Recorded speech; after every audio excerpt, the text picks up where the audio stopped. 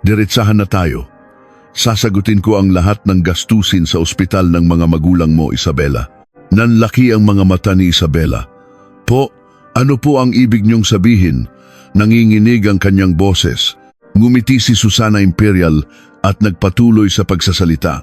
Ang bayad sa operasyon, sa kwarto sa ospital, sa rehabilitation therapy at maging ang pagpapakonfine sa pinakamagarang wellness facility, ako na ang bahala sa lahat. Tiningnan ni Isabela si Susana na may ekspresyong hindi makapaniwala. Alam niyang walang libre sa mundo. Pero may kondisyon. Sabi ni Susana sabay labas ng isang dokumento mula sa kanyang bag at inilapag ito sa harap ni Isabela. Ang panganay kong anak, dahil sa isang aksidente, ay nagkaroon ng intellectual disability. Pakasalan mo siya. Hindi makapagsalita si Isabela. Tila huminto ang oras. Bibigyan kita ng 2 araw. Ibigay mo sa akin ang sagot mo bago matapos ang panahong iyon, sabi ni Susana habang tumatayo at nagdagdag ng huling salita. Para sa kaalaman mo, bukas ang nakatakdang operasyon ng tatay mo, hindi ba? Namutla ang mukha ni Isabela. Sana ay makagawa ka ng matalinong desisyon. Si Isabela Reyes, isang 25 na taong gulang na babae na napilitang magpakasal sa isang lalaking hindi niya kilala upang mailigtas ang buhay ng kanyang mga magulang. Ano nga ba ang mga lihim na nagaganap sa pamilyang ito? Ano ang katotohanang malalaman ni Isabela? Dito na magsisimula ang pagpapasya ng isang babae at ang mga kwentong nakatago sa likod nito. Bago tayo magsimula, ang libreng pagpindot sa subscribe, like at notification bell ay malaking tulong sa mga kwento ng puso. Paki-comment naman kung saan kayo nakikinig ngayon. Kung gayoy simulan na natin ang kwento. 2 taon nang nagtatrabaho si Isabela Reyes sa Office of the Chairman ng De La Cruz Corporation, DLC Group. Kilala siya bilang isang masipag at responsableng empleyado at pinagkakatiwalaan ng kanyang mga kasamahan. Ang kanyang mesa ay nasa isang sulok ng opisina.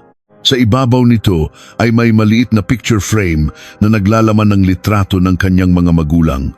Paminsan-minsan, tinitingnan ito ni Isabela at napapangiti.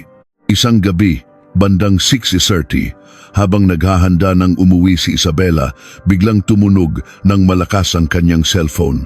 Isa-isa nang nagsisiuwian ang kanyang mga katrabaho. Inayos ni Isabela ang mga papeles bago kinuha ang telepono. Nakita niya sa screen ang pangalan ng tumatawag, Makati Medical Center, Emergency Room. Nanigas ang kamay ni Isabela. Pakiramdam niya ay biglang bumagsak ang kanyang puso. Hello! Nanginginig ang boses ni Isabela nang sagutin ang tawag. Agad na namutla ang kanyang mukha. Kaano-ano po kayo ng pasyente? Kailangan ninyo pong pumunta agad sa ospital. Ang nagmamadaling boses ng nurse ay narinig mula sa kabilang linya. Nagsimulang manginig ang mga kamay ni Isabela. Ano pong nangyari? Car accident po. Pareho pong malubha ang lagay ng mga pasyente. Hindi pa man natatapos magsalita ang nurse, dinampot na ni Isabela ang kanyang bag at tumakbo palabas ng opisina. Nanginginig pa rin ang kanyang mga kamay habang pumapara ng taxi. Sa Makati Medical Center po, pakibilisan. Nakikiusap niyang sabi. Nakita ng taxi driver ang balisang mukha ni Isabela at agad na tinapakan ang silinyador. Habang papunta sa ospital, blanko ang isip ni Isabela. Anong nangyari kina mama at papa? Gaano sila kalubha? Habang iniisip niya ito, nagsimulang tumulo ang kanyang mga luha. Nagsimula ring pumatak ang ulan sa bintana ng taxi. Ang 30 minuto ay parang 1 oras. Sa wakas, nakarating siya sa ospital. Halos ihagis ni Isabela ang bayad sa taxi driver at tumakbo papasok ng emergency room. Ako po ang anak ni na Dominador at Erlinda Reyes. Nagmamadali niyang sabi sa nurse sa reception. Tiningnan ng nurse ang computer at itinuro ang 3rd floor sa Intensive Care Unit ICU. Sa labas ng ICU, naghintay si Isabela sa doktor. Makalipas ang ilang sandali, isang doktor na nakasuot ng surgical gown ang lumabas. Agad na tumayo si Isabela at lumapit sa kanya. "Dok, kumusta po ang mga magulang ko?" Mabigat ang ekspresyon ng doktor. "Umupo muna tayo." Muling naupo si Isabela sa upuan. Tumabi rin ang doktor. "Malubha po ang internal bleeding sa utak ng inyong ama. Dahil sa matinding impact, tumaas ang pressure sa kanyang utak. Habang nakikinig, bumuhos ang luha mula sa mga mata ni Isabela. Kailangan siyang operahan agad at ang operasyon ay aabutin ng hindi bababa sa 4 na milyong piso." Tumango si Isabela at tinanong ang kalagayan ng kanyang ina. Tila may bumara sa kanyang lalamunan kaya't hirap siyang magsalita. "Ang inyong ina naman po ay may matinding pinsala sa gulugod. Bali po ang kanyang 4th at 5th vertebrae. Kakailanganin niya ng matagal na pananatili sa ospital at rehabilitation therapy. Ang kabuuang gastos ay aabot sa 6 na milyong piso. Tuluyang nawala ang kulay sa mukha ni Isabela. 10 milyong piso. Isang halagang hindi niya kayang isipin. Nanginginig niyang kinuha ang kanyang cellphone. Nanginginig ang kanyang mga kamay kaya't hirap siyang pindutin ang screen. Binuksan niya ang kanyang banking app at tiningnan ang laman ng kanyang account. 100,000 piso. Iyon ang lahat ng naipon niya sa loob ng 2 taon. Sinubukan niyang tingnan kung magkano ang maaari niyang utangin dahil mababa ang kanyang credit score. 300,000 piso lang ang kanyang limit. Kahit pagsamahin, 400,000 piso lang iyon. Malayong malayo sa 10 milyong kailangan niya. Nanginginig ang mga kamay ni Isabela habang tinatawagan ang kanyang mga kamag-anak. Una niyang tinawagan ang kanyang tiyuhin. "Tito, si Isabela po ito. Na-aksidente po sina Papa." "Isay, iha, mahina rin ang negosyo namin ngayon. Pasensya na." At ibinaba ang tawag. Tinawagan niya rin ang kanyang tiya, ang kanyang pinsan, ang kanyang lola. Ngunit lahat sila ay nagsabing gipit din at hindi makakatulong. Matapos ang bawat tawag, napapasandal si Isabela sa pader at umiiyak. 3 gabi siyang nagpalipas sa upuan sa pasilyo ng ospital, umiiyak. Pagod na ang kanyang katawan at durog na ang kanyang puso. Biglang tumunog ang kanyang cellphone. Isang hindi pamilyar na numero ang nasa screen. Walang ganang sinagot ito ni Isabela. "Hello, Miss Isabela Reyes? Ako si Susana Imperial, asawa ng chairman ng DLC Group." Isang malamig ngunit eleganteng boses ng babae ang kanyang narinig. Nagulat si Isabela at napaayos ng upo. Hindi niya maintindihan kung bakit siya tinatawagan ng asawa ng chairman. "Nabalitaan ko ang tungkol sa aksidente ng mga magulang mo. Magkita tayo mamayang 7:00 ng gabi sa lounge ng The Peninsula, Manila. May maganda akong alok para sa'yo." "Alok po. Pag-usapan natin ng personal. Siguraduhin mong darating ka. Makakatulong ito sa'yo." At basta na lang ibinaba ni Susana ang tawag. Tulala si Isabela habang nakatingin sa kanyang cellphone. 7:00 ng gabi, dumating si Isabela sa The Peninsula, Manila. Naghilamos at nag-ayos siya ng kaunti sa banyo ng ospital, ngunit hindi maitago ang pagod sa kanyang mukha. Pagpasok niya sa lounge, isang marangyang chandelier ang nakasabit sa kisame. Nakaupo si Susana sa isang sofa malapit sa bintana, eleganteng humihigop ng tsaa. Nakasuot siya ng isang mamahaling damit at may suot na perlas na kuwintas, tila isang larawan. "Maupo ka," sabi ni Susana. Itinuturo ang sofa sa tapat niya. Kinakabahang naupo si Isabela. Inilagay niya ang kanyang bag sa kanyang kandungan at mahigpit itong hinawakan. Dahan-dahang ibinaba ni Susana ang tasa at tiningnan si Isabela. Ang kanyang mga mata ay malamig at tila nanunuri. "Gusto mo ba ng tsaa?" "Hindi na po, ayos lang." Umiling si Isabela. "Kung ganoon, diretsahan na tayo." Sumandal si Susana sa sofa.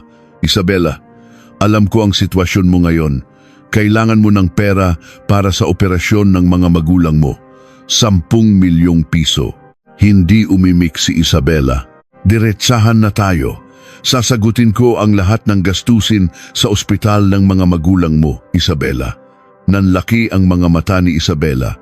Ang bayad sa operasyon, sa kwarto sa ospital, sa rehabilitation therapy at maging ang pagpapakonfine sa pinakamagarang wellness facility, ako na ang bahala sa lahat. Bakit po ninyo ako tinutulungan? Maingat na tanong ni Isabela.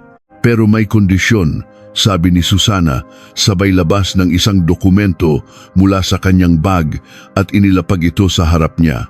Pakasalan mo ang panganay kong anak. Hindi makapagsalita si Isabela. Ang anak po ng chairman, oo, si Jaime Miguel, ang panganay namin. 3 taon na ang nakalipas nang maaksidente siya at mula noon ay nagkaroon siya ng intellectual disability. Naka-wheelchair na rin siya. Malamig na paliwanag ni Susana. Malaki ang pangarap ng chairman na makita siyang makasal. Kailangan mo lang siyang pakasalan. Manatili ka lang sa bahay at alagaan siya ng tahimik. Nanginginig ang mga kamay ni Isabela. Bigyan niyo po ako ng panahon para mag-isip. 2 araw. Ibigay mo sa akin ang sagot mo bago matapos ang panahong iyon. At para sa kaalaman mo, bukas ang operasyon ng tatay mo, hindi ba? Inilapag ni Susana ang isang calling card at eleganteng tumayo. Sana ay makagawa ka ng matalinong desisyon.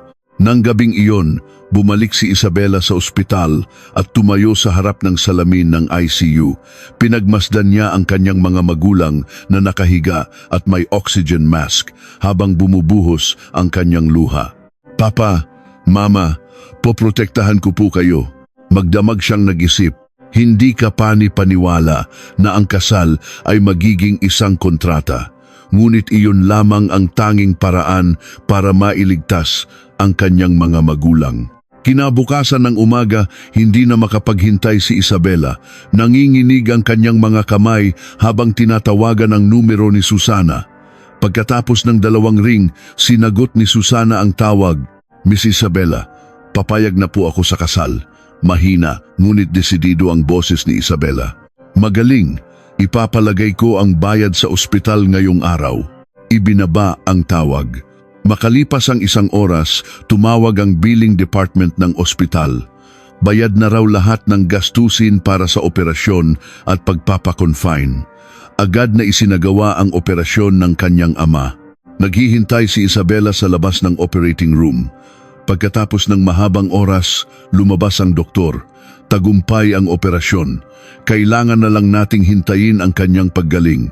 Doon lamang nakahinga ng maluwag si Isabela. Bumuhos muli ang kanyang luha. Ligtas na ang kanyang mga magulang, ngunit may bigat sa isang sulok ng kanyang puso. Nang gabing iyon, bumalik si Isabela sa kanyang maliit na apartment. Naligo siya at humarap sa salamin. Kinausap niya ang kanyang sarili sa salamin. Okay lang to. Para naman to kina mama at papa. Okay lang. Ngunit hindi tumigil ang kanyang mga luha. Humiga si Isabela sa kama at tinitigan ang kisame. Kinatatakutan niya ang hindi tiyak na hinaharap. Ngunit tapos na siyang magpasya. 1 linggo na lang, araw na ng kanyang kasal. Isang kasal sa ilalim ng kontrata sa isang lalaking hindi niya kilala. Tinitigan ni Isabela ang kisame, hindi makatulog sa gabing iyon. Lumipas ang 1 linggo. Nakatayo si Isabela sa isang maliit na bridal shop, suot ang isang puting bestida. Walang ngiti sa kanyang mukha habang tinitingnan ang sarili sa salamin. Maganda ang bestidang pangkasal na may lace, ngunit napakabigat nito para kay Isabela. Ang ganda-ganda niyo po, ma'am, sinserong sabi ng staff, ngunit hindi sumagot si Isabela. Tulala lang siyang nakatingin sa kanyang refleksyon. Ito na ba talaga ang kasal ko? Sana panaginip na lang ito para magising na ako. Simple lang ang lugar ng kasal. O mas tamang sabihing sobra pa ang salitang simple. Sa isang sulok ng maliit na function room ng hotel ay may isang entabladong pinalamutian ng mga bulaklak. Halos 10 upuan lang ang para sa mga bisita at halos lahat ng iyon ay bakante. 4 na tao lang ang dumalo. Si Don Antonio de la Cruz, ang chairman, ang kanyang pangalawang asawa, si Susana Imperial, ang stepbrother na si Ricardo Ricky Imperial at ang nobya si Isabela. Si Susana ang pangalawang asawa ni Don Antonio. Ang tunay na ina ni Jaime Miguel ay pumanaw noong bata pa ito. 10 taon na ang nakalipas ng pakasalan ng chairman si Susana.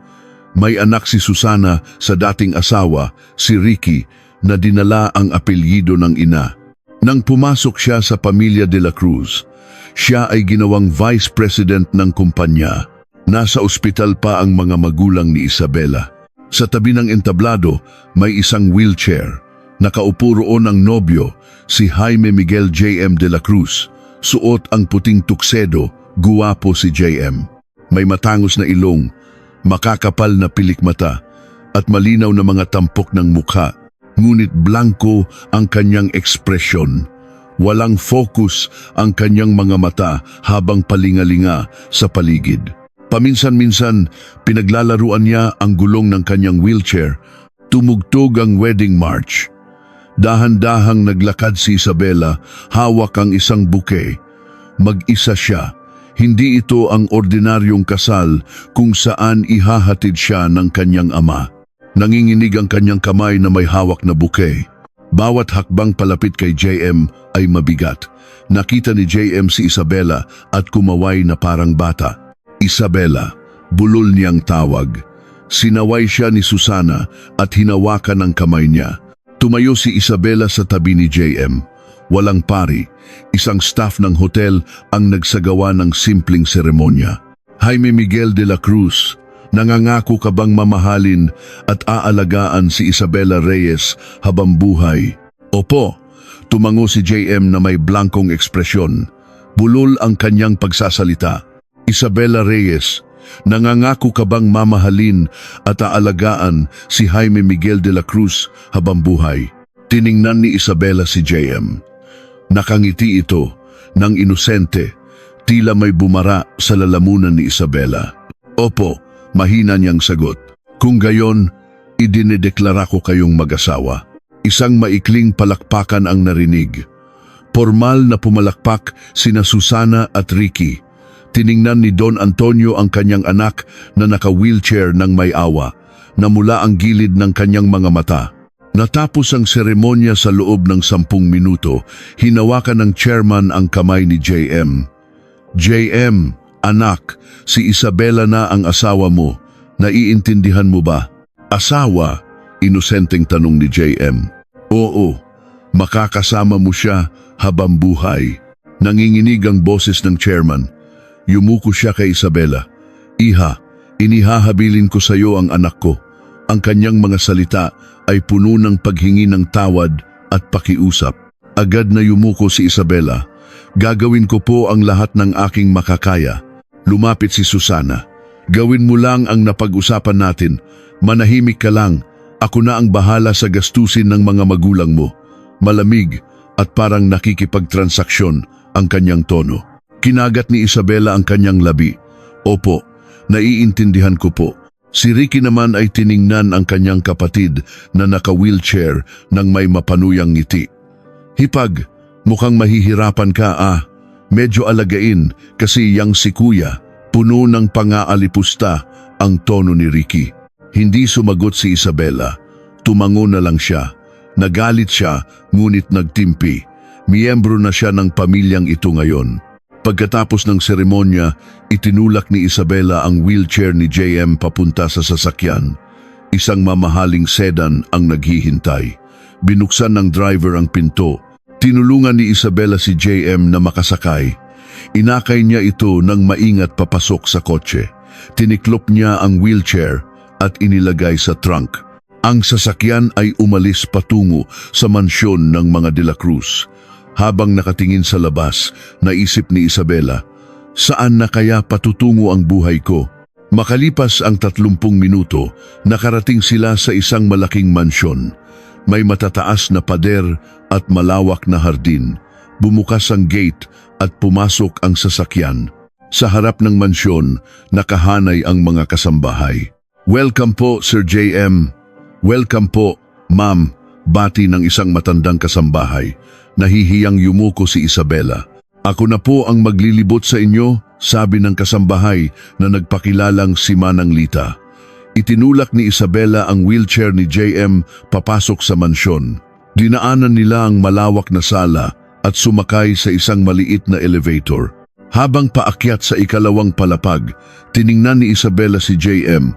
Nakatingala lang ito sa kisame nang may blankong ekspresyon. Bumukas ang pinto ng elevator at isang pasilyo ang bumungad. Ang kwarto po sa dulo ang silid ni Sir JM, sabi ni Manang Lita. Pagbukas ng pinto, isang malawak na silid ang nakita nila. May king-size na kama, sofa at desk. Mula sa bintana ay tanaw ang hardin. Bago po itong inayos para sa inyo. Kung may kailangan po kayo, sabihin nyo lang. Tumango si Isabela. Lumabas si Manang Lita at isinara ang pinto. Silang dalawa na lang ni JM ang naiwan sa silid.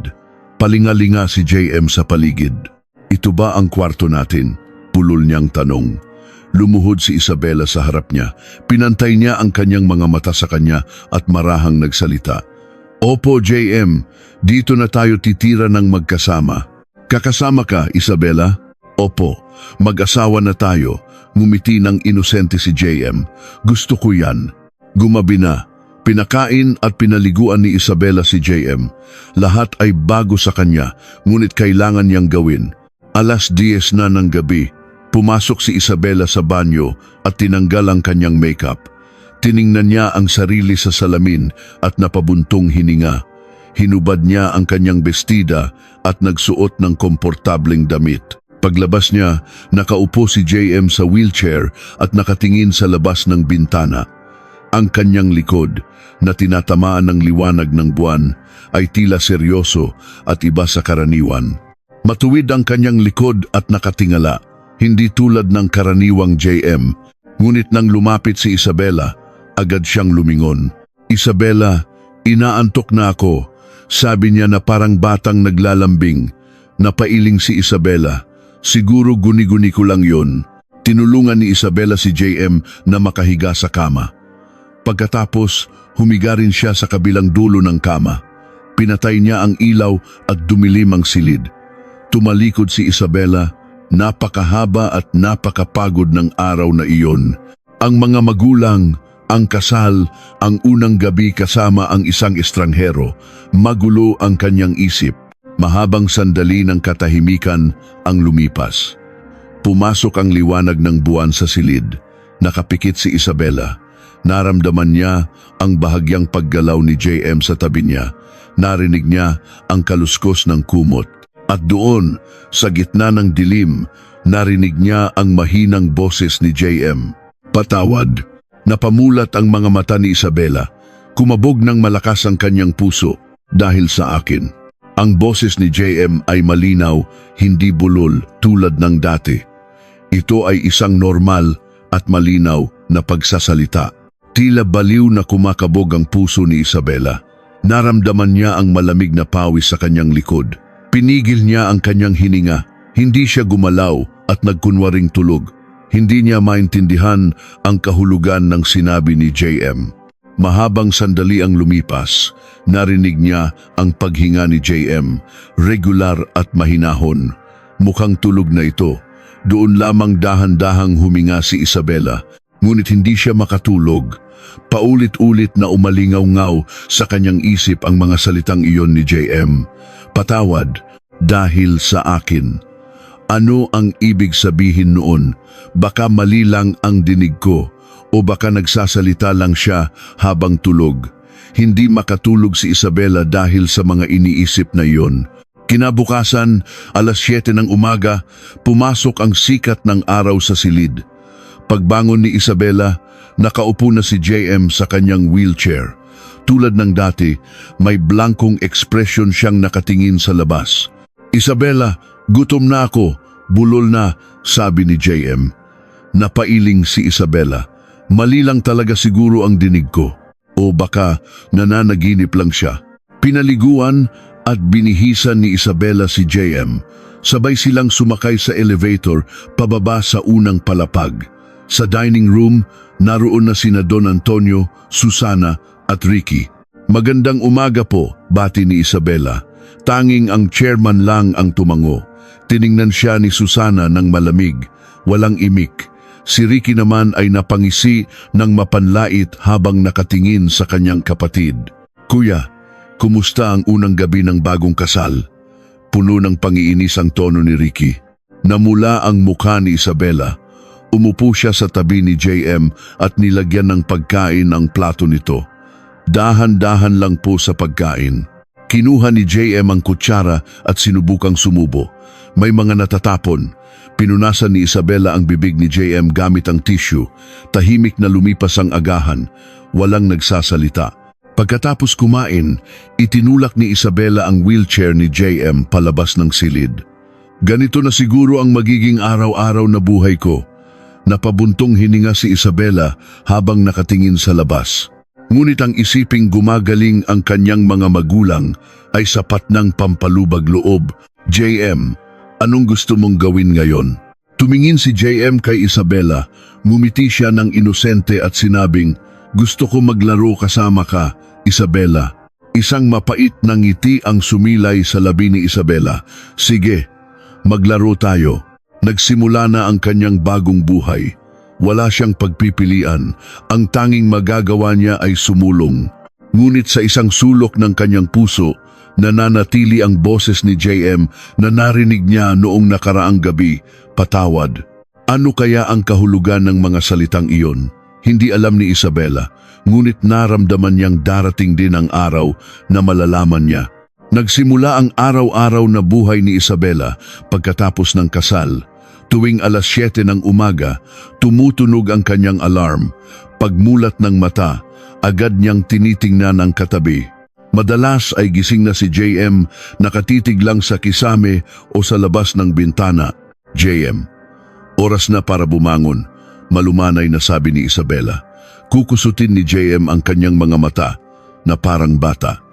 Itatayo siya ni Isabela at ililipat sa wheelchair. Noong unay nahihirapan siya, pero nasanay na rin. Dadalhin niya ito sa banyo para maghilamos at tulungang magsipilyo.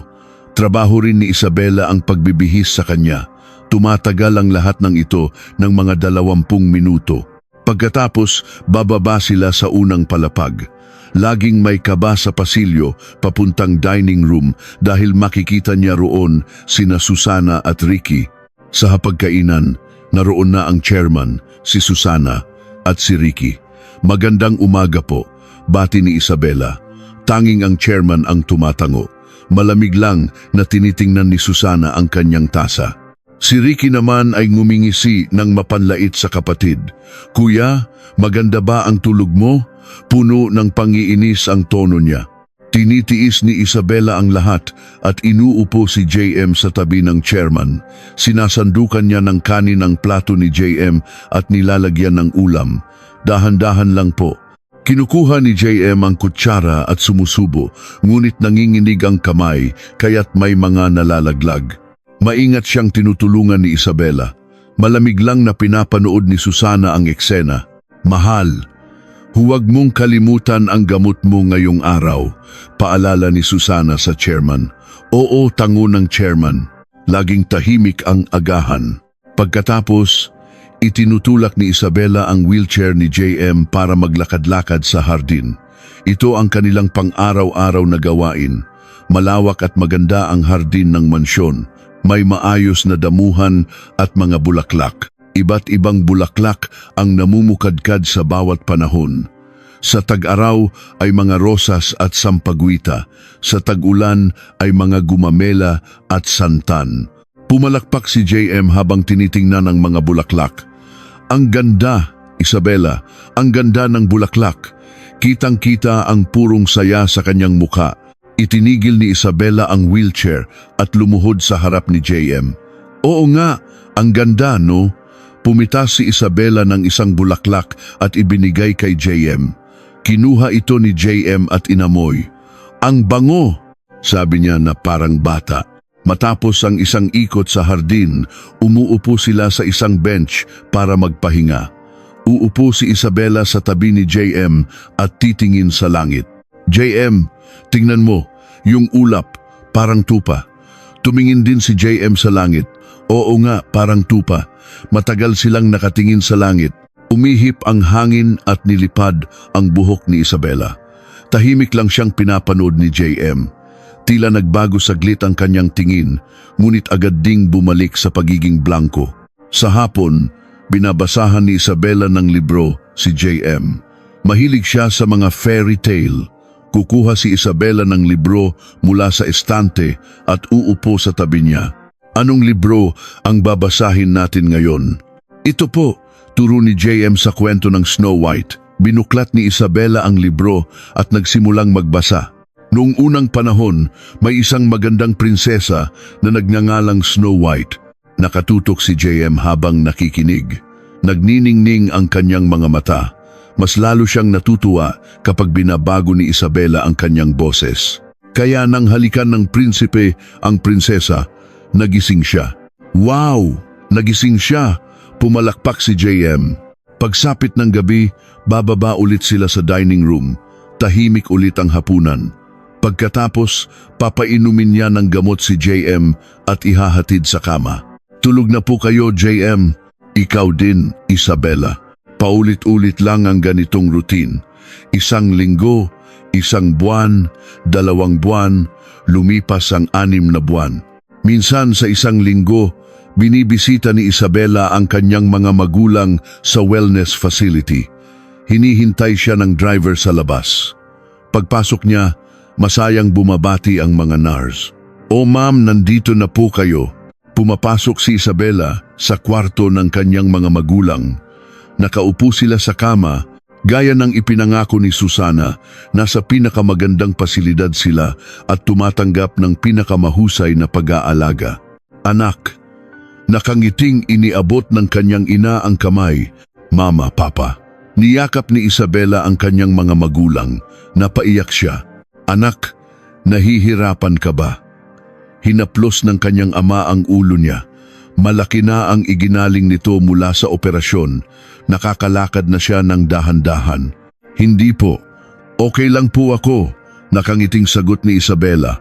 Kumusta naman ang asawa mo? Maingat na tanong ng kanyang ina. Saglit na natigilan si Isabela. Mabait po siya. Napakapuro. Hindi naman ito kasinungalingan. Totoong puro ang puso ni JM. Mabuti naman kung ganoon. Dahil sa amin, nahihirapan ka. Hinawakan ng kanyang ina ang kamay niya at napaluha. Ma, wag po kayong umiyak. Okay lang po talaga ako. Pinunasan ni Isabela ang luha ng kanyang ina. Pagbalik sa mansyon, dumiretso si Isabela sa kwarto ni JM. Nakaupo ito sa wheelchair at nagbubuo ng puzzle. JM, nakauwi na ako. Isabela, kumusta ang mga magulang mo? Nag-aalalang tanong ni JM. Okay na po sila. Malaki na ang iginagaling. Ngumiti rin si JM. Mabuti naman. Umupo si Isabela sa tabi ni JM at pinanood siyang magbuo ng puzzle. Mas mabilis niya itong nabubuo kaysa sa inaasahan.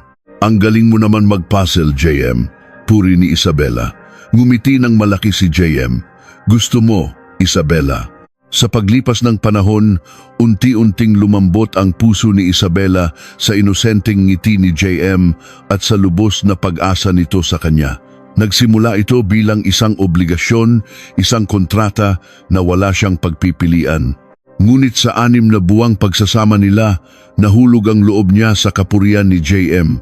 Lubos ang tiwala at pag-asa ni JM sa kanya.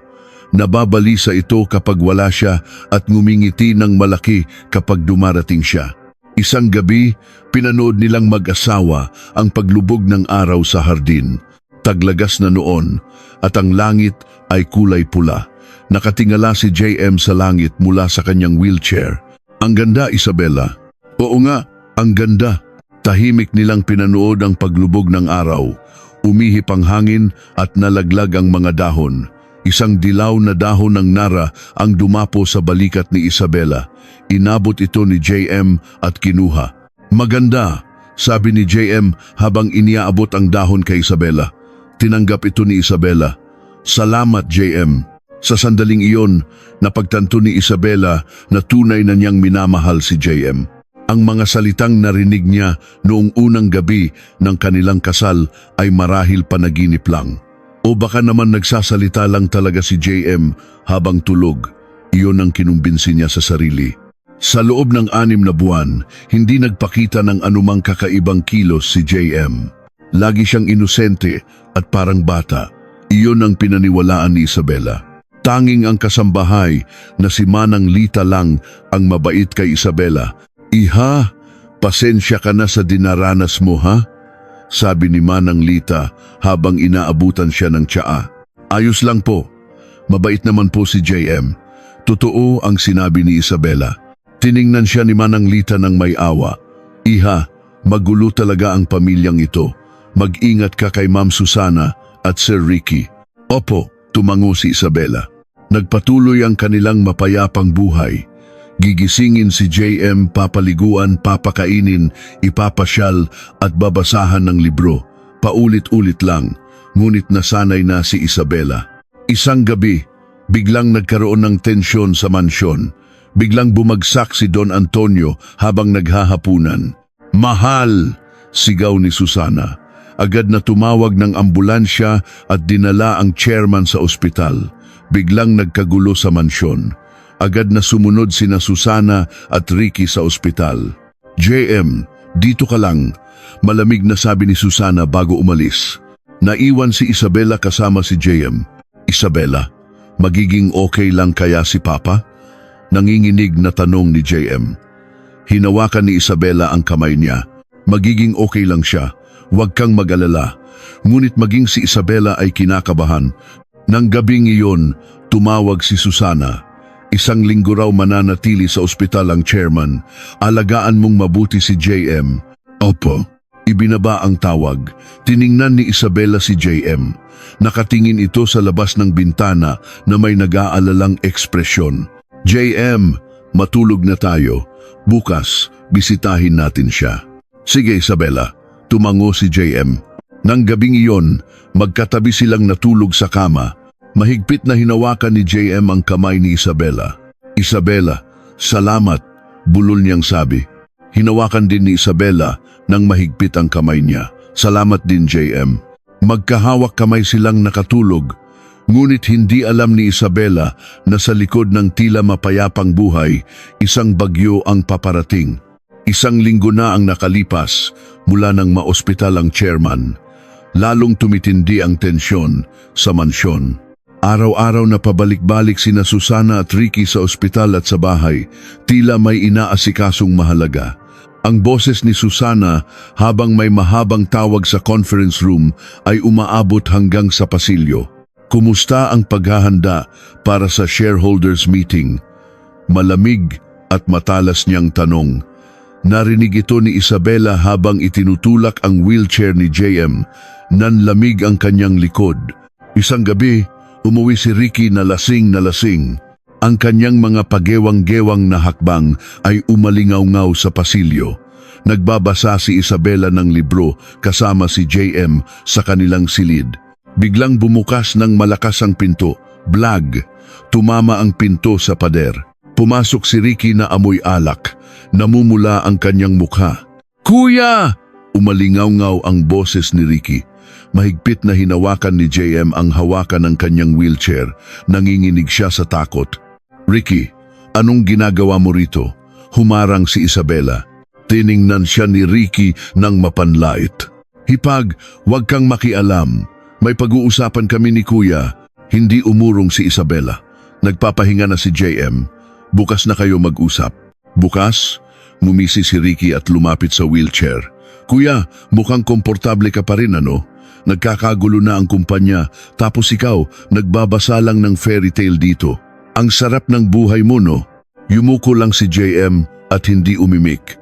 Nanginginig ang kanyang mga balikat. Nasa ospital si Papa, pero wala ka pa ring alam no? Nagkukunwari kang may kapansanan para magpakasarap sa buhay. Lalong naging malupit ang mga salita ni Ricky. Hindi na nakatiis si Isabela. Ibinaba niya ang libro at tumayo para harangan si JM. Ricky, tama na! Nanginginig ngunit desidido ang kanyang boses. Walang kasalanan si JM. Tiningnan siya ni Ricky. ng may pangiinis. Walang kasalanan, ikaw na binayaran para magpakasal, may gana ka pang sagot-sagutin ako? At sa sandaling iyon, lumipad ang kamay ni Ricky papunta sa pisngi ni Isabela. Pak! Isang matalas na tunog ang narinig at namula ang pisngi ni Isabela. Napaatras siya sa gulat. Uminit ang kanyang pisngi. Tila nagdilim ang kanyang paningin. "Wala ka sa lugar mo para sagutin ako," sigaw ni Ricky. Nanigas ang hangin sa silid. Sumubsob si JM sa kanyang wheelchair. May namumuong luha sa kanyang mga mata. "Ricky, wag po." Inabot ni JM ang pantalon ni Ricky. Umiiyak at sumisinghot. Nagmakaawa siya.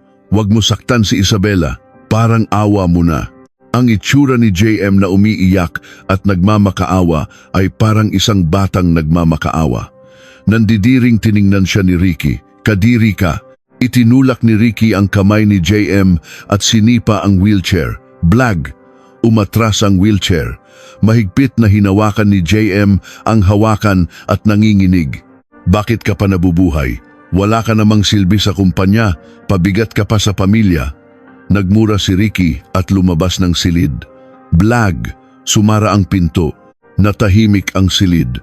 Napaluhod si Isabela, uminit ang kanyang pisngi. Hindi tumigil ang kanyang pag-iyak.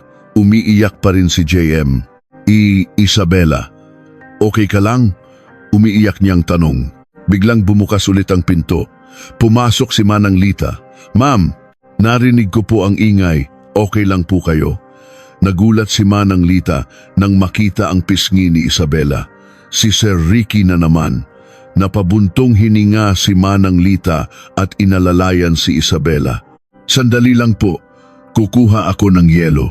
Bumalik si Manang Lita na may dalang ice pack. "Idikit niyo po ito." Inilagay niya ito sa pisngi ni Isabela. Bahagyang nabawasan ang sakit. "Kawawa ka naman, iha. Ganito talaga rito." Malungkot na sabi ni Manang Lita. Patuloy na humihikbi si JM. Lumapit si Manang Lita at hinaplos ang likod niya. "Sir JM, okay na po. Tapos na." Matapos alagaan ang dalawa, lumabas na si Manang Lita. "Ilak niyo po ang pinto. Mag-ingat po kayo ngayong gabi." Nang makaalis si Manang Lita, nilak ni Isabela ang pinto. Sila na lang ni JM ang naiwan. Patuloy niyang pinupunasan ang luha ni JM. Namumula ang mga mata nito. "Isabela." "Patawad," bulol na sabi ni JM. Umiling si Isabela. "Hindi mo kasalanan." Hinawakan ni Isabela ang kamay ni JM. "Wala kang kasalanan." Mahigpit na hinawakan ni JM ang kamay ni Isabela. "Masakit. Isabela, masakit." Patuloy na umiiyak si JM. Niyakap ni Isabela si JM. Okay na. Matagal silang nanatili sa ganoong posisyon. Lumalim na ang gabi. Inilipat ni Isabela si JM sa kama. "Matulog na po kayo." Humiga si JM ngunit hindi pumikit. Nakatingin pa rin siya kay Isabela. Humiga rin si Isabela sa tabi niya. Mahigpit silang magkahawak kamay. "Isabela, salamat. Dahil pinrotektahan mo ako." Bulol na sabi ni JM. Mas hinigpitan ni Isabela ang hawak sa kamay niya. "Siyempre, mag-asawa tayo, di ba?" Umiiyak na tumango si JM. "Oo, mag-asawa." Nang gabing iyon, magkahawak kamay silang nakatulog. Masakit pa rin ang pisngi ni Isabela. Ngunit habang hawak ang kamay ni JM, naramdaman niya ang kakaibang kapayapaan. Kinabukasan, maagang nagising si Isabela. Namamaga ang kanyang pisngi. Nang tingnan niya sa salamin, may pasa na ito. Napabuntong hininga siya at tinakpan ito ng makeup. Tulog pa si JM. Payapa ang kanyang mukha. Hindi siya ginising ni Isabela at tahimik na tumingin sa labas. Tanaw niya ang hardin. Sumisikat na ang araw. Naisip ni Isabela na gusto na niyang umalis sa bahay na iyon, ngunit wala siyang mapupuntahan. Nasa wellness facility pa ang kanyang mga magulang at wala siyang ibang matutuluyan. Nagising si JM. "Isabela." "Oh, gising na po kayo?" Nakangiting lumapit si Isabela. Nakita ni JM ang pisngi niya at namuo ang luha sa kanyang mga mata. "Isabela, masakit." "Okay lang. Medyo namamagalang, hinawakan ni Isabela ang kamay ni JM. Dito lang tayo sa kwarto ngayon. Tumango si JM. Nang hapong iyon, sinabi ni Isabela kay JM, JM, gusto mo bang pumunta sa dagat? Dagat? Nagniningning ang mga mata ni JM. Oo, magpapahangin tayo, ngumiti si Isabela. Ang totoo, gusto niyang makaalis sa mansyon. Ayaw niyang makita si Ricky. Gusto ko, masayang ngumiti si JM. Nakiusap si Isabela kay Manang Lita na tawagan ng driver. Kinabukasan, umalis sila papuntang Batangas. Sa kotse, tuwang-tuwa si JM habang nakatingin sa labas. Isabela, ang daming puno na parang bata. Ngumiti si Isabela habang pinapanood siya. Mukhang magiging okay ako kasama ang taong to. Papunta ang sasakyan sa Batangas. Makalipas ang 2 oras, nakarating sila sa dalampasigan. Bumaba si Isabela at inilabas ang wheelchair. Inupo niya si JM at itinulak papunta sa buhanginan. Narinig nila ang alon. Pumalakpak si JM. Isabela, dagat. Itinigil ni Isabela ang wheelchair malapit sa isang bench. Umupo siya sa tabi ni JM at pinanood ang paglubog ng araw. Papalubog na ang araw sa dagat, namumula ang kalangitan. Matagal silang natahimik, nakatingin sa dagat. Nang tuluyan nang lumubog ang araw, nagbago ang kulay ng langit mula pula, naging kahel at naging lila. Nakaupo sina Isabela at JM sa bench, tahimik na nakatingin sa dagat. Ang tunog lang ng alon ang naririnig. Tahimik, payapa. Matagal silang natahimik. Pumikit si Isabela at dinamdam ang hangin. Ang amoy alat ng dagat ay dumampi sa kanyang ilong. Tila gumaan ang kanyang pakiramdam. At doon, biglang narinig niya ang boses ni JM. Isabela, makinig kang mabuti sa sasabihin ko. Nagulat si Isabela at napamulat. Ang boses na iyon, hindi bulol, malinaw at normal. Dahan-dahan niyang inikot ang kanyang ulo papunta sa wheelchair. Nakatitig sa kanya si JM. Iba ang kanyang mga mata, hindi na blanko, malalim at seryoso. Bumilis ang tibok ng puso ni Isabela. JM, nanginginig niyang sabi. Hinawakan ni JM ang hawakan ng wheelchair at dahan-dahang tumayo. Hindi makapaniwala si Isabela. Nakatayo si JM, walang wheelchair, gamit ang sarili niyang lakas. Tila walang problema sa kanyang mga binti. Paano? Hindi makapagsalita si Isabela. Hindi ka panipaniwala. Umupo si JM sa tabi ni Isabela sa bench. Magkatabi sila. Tumingin si JM sa dagat at nagsalita. 3 taon akong umarte. Ang intellectual disability, ang pagka-wheelchair, lahat iyon ay kasinungalingan. Nagsimulang tumulo ang luha ni Isabela. Bakit? Bakit ka nagsinungaling? Nanginginig niyang tanong. Tiningnan siya ni JM. Malungkot at malalim ang kanyang mga mata. Yung aksidente, 3 taon na ang nakalipas. Hindi iyon aksidente. Nagsimulang magpaliwanag si JM. Iyon ay planadong pagpatay ng stepmother ko, si Susana, at ng stepbrother ko, si Ricky. Binayaran nila ang isang truck driver para sagasaan ako. Tinabunan ni Isabela ang kanyang bibig. Nang magising ako sa emergency room, narinig ko ang usapan nila, nanginginig na sabi ni JM. Sabi ko siguraduhin, hindi pa namatay, sabi nila. Pero mukhang hindi na siya babalik sa normal. Tila nasiyahan pa sila. Patuloy na umagos ang luha ni Isabela. Sa sandaling iyon, napagtanto ko na kapag nalaman nilang okay ako, papatayin ulit nila ako. Nagpatuloy si JM. Kaya nagsimula akong umarting may intellectual disability at paralisado. Sa loob ng 3 taon, hindi ako nagkamali. Tiningnan ni JM si Isabela. Maliban na lang kapag tulog. Tumango si Isabela. Naalala niya ang sinabi nito noong unang gabi. Patawad dahil sa akin. Mapait na ngumiti si JM. Tama ka, siguro'y nadulas ako habang tulog. Bakit hindi mo sinabi sa akin agad? Tanong ni Isabela. Hinawakan ni JM ang kamay ni Isabela. Noong una, akala ko isa ka rin sa mga tauhan nila. Tapat na sabi ni JM. Ngunit sa 6 na buwang pagsasama natin, nalaman kong tunay ang pag-aalaga mo sa akin. Nagkatitigan sila. Ginawa ko ito para protektahan ka. Natakot ako na baka idamay ka pa nila. Hinawakan ni Isabela ang kamay ni JM. 3 taon, mag-isa. Nanginginig na sabi ni Isabela. Gaano kaya kahirap iyon? Gaano kalungkot? Isabela, tawag ni JM, mahal kita. Sa pag-amin ni JM, umiiyak na niyakap siya ni Isabela. Matagal silang magkayakap sa dalampasigan. Tanging alon lang ang naririnig. Matapos ang ilang sandali, binitawan ni JM si Isabela. Panahon na, handa na ako. Handa para saan? Tanong ni Isabela. Naging determinado ang tingin ni JM. Para sa paghihiganti, panahon na para pagbayaran nila ang kanilang mga kasalanan. Ikinuwento ni JM kay Isabela ang nangyari sa nakalipas na 3 taon. 6 na buwan pagkatapos ng aksidente, nagsimula siyang gumalaw ng palihim sa gabi. Isang gabi, narinig niya ang usapan ni na Susana at Ricky sa library. May inihahalo sila sa gamot ng kanyang ama. Isang gamot na dahan-dahang sisira sa kalusugan nito. Kaya pala laging bumabagsak ang chairman. Mula noon, kinontak niya ang mga dati niyang tauhan na pinagkakatiwalaan, si Mr. Santos na Chief of Staff, si Attorney Cruz na Head ng Legal, at si G. David mula sa Corporate Planning.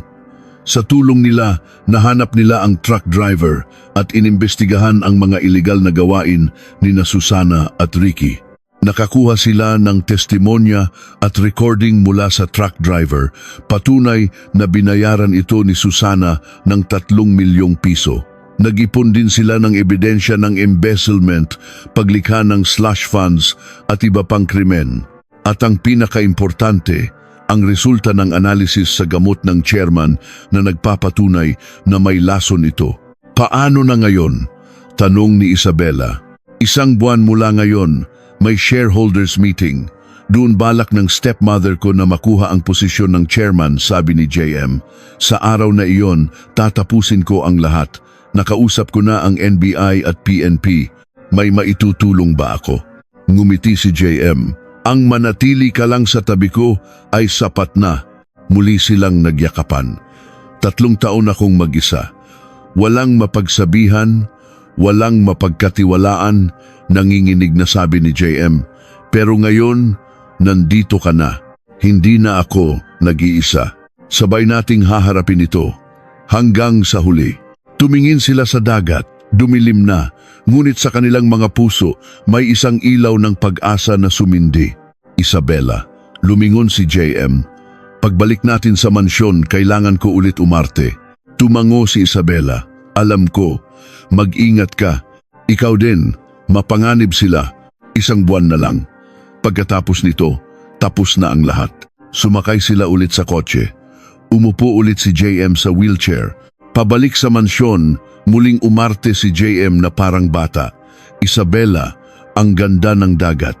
Ngumiti si Isabela at hinawakan ang kamay niya. Oo, ang ganda, ngunit mahigpit ang kanilang pagkakahawak. Isa na sila ngayon, mga kasama sa iisang layunin. Pagdating sa mansyon, sinalubong sila ni Manang Lita. Magandang pagbabalik po.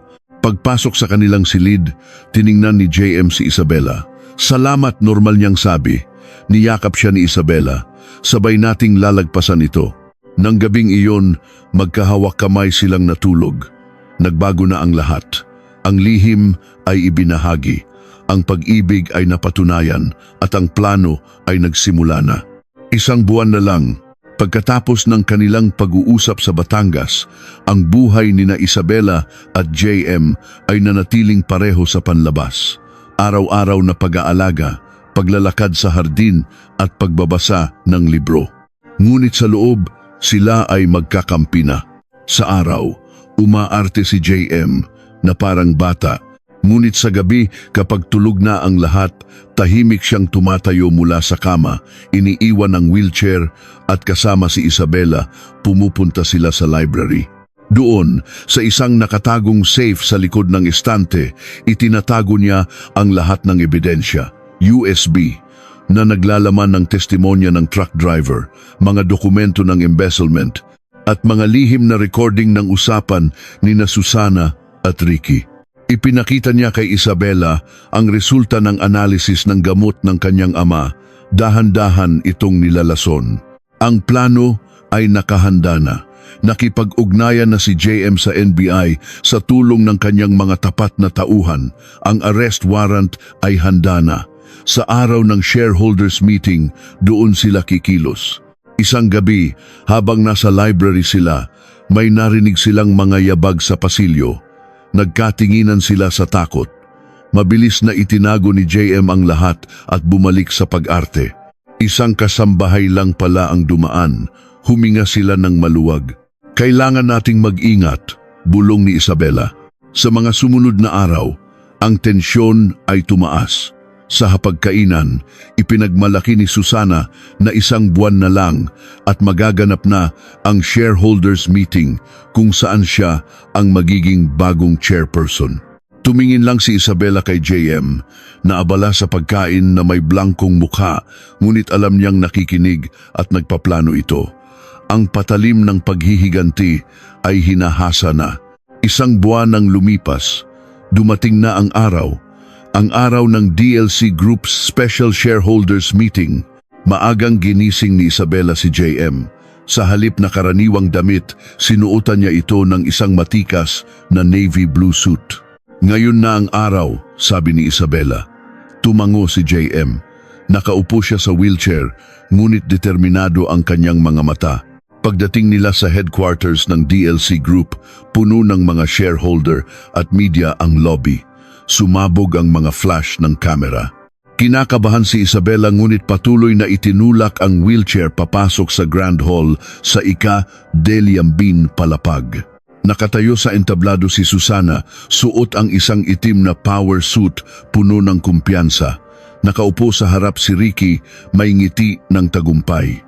Hindi nakadalo si Don Antonio dahil sa kanyang kalusugan.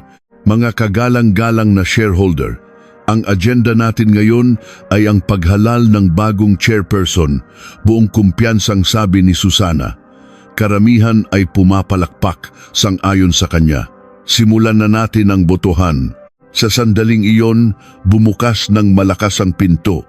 Pumasok sina Mr. Santos, Attorney, Cruz at G. David. Sa likod nila, itinutulak ni Isabela ang wheelchair ni JM. Nagulat ang lahat. Nagbulungan sila. Hindi ba't iyan si Jaime Miguel de la Cruz? Natigilan si Susana, ngunit nang makitang naka-wheelchair pa rin si JM, ngumiti siya. JM, anong ginagawa mo rito? Itinulak ni Isabela ang wheelchair hanggang sa harap ng entablado. Tumayo si Ricky.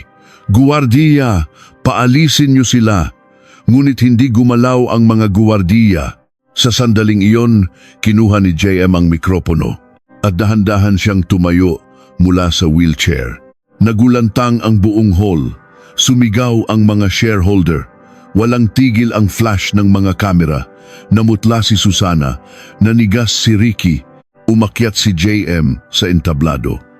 Mga shareholder, ako si Jaime Miguel de la Cruz, kalmado ngunit matatag niyang sabi. Ang akala ninyong namatay na 3 taon na ang nakalipas. Ang aksidente ko ay hindi aksidente. Ito ay attempted murder. Binalak ni na Susana Imperial at Ricardo Imperial na ipapatay ako. Sinungaling! Walang ebidensya, sigaw ni Susana. Ebidensya, meron.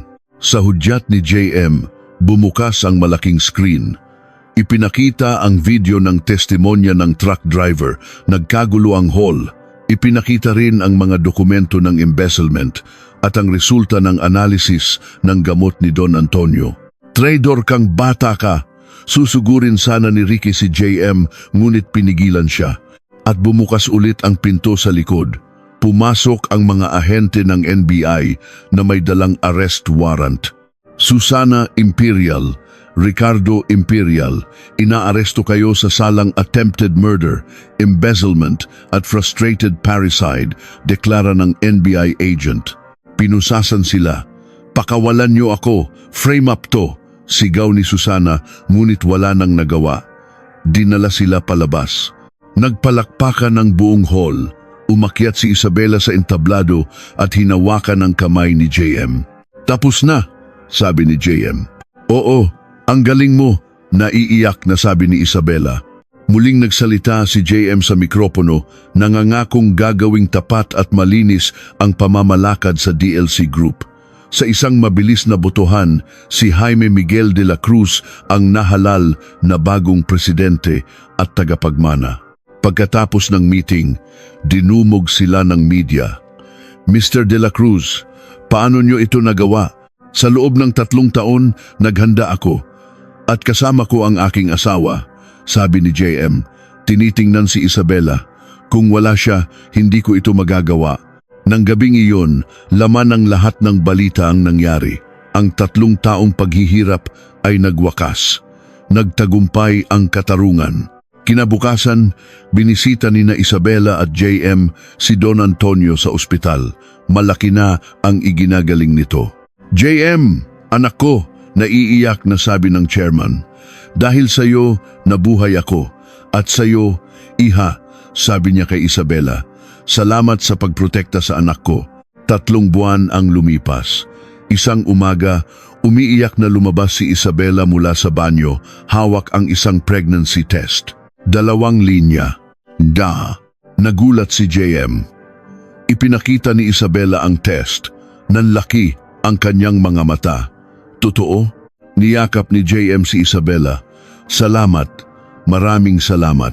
Nang hapong iyon, bumalik sila sa dalampasigan sa Batangas, sa lugar kung saan nagsimula ang lahat. "Dito mo sinabi ang lahat," sabi ni Isabela. "Naaalala ko. Dito mo ako niyakap habang umiiyak," sabi ni JM. Hinahaplos ang tiyan ni Isabela. "Sa magiging anak natin, katotohanan lang ang ituturo natin. At pag-ibig," dagdag ni Isabela. "Ang tunay na pag-ibig." 10 taon ang lumipas. Sa retirement ceremony ni Don Antonio, formal na ipinasa ang pagiging chairman kay JM. Sa kanyang talumpati, nangako si JM na gagawing isang huwarang kumpanya ang DLC Group, isang lugar kung saan masaya ang mga empleyado at tumutulong sa lipunan. Sa audience nakaupo si Isabela kasama ang kanilang 9 na taong gulang na anak, si Anton. "Ang galing ni Papa." "No, Mama," sabi ni Anton. "Oo, anak. Ang papa mo ang pinakamagaling."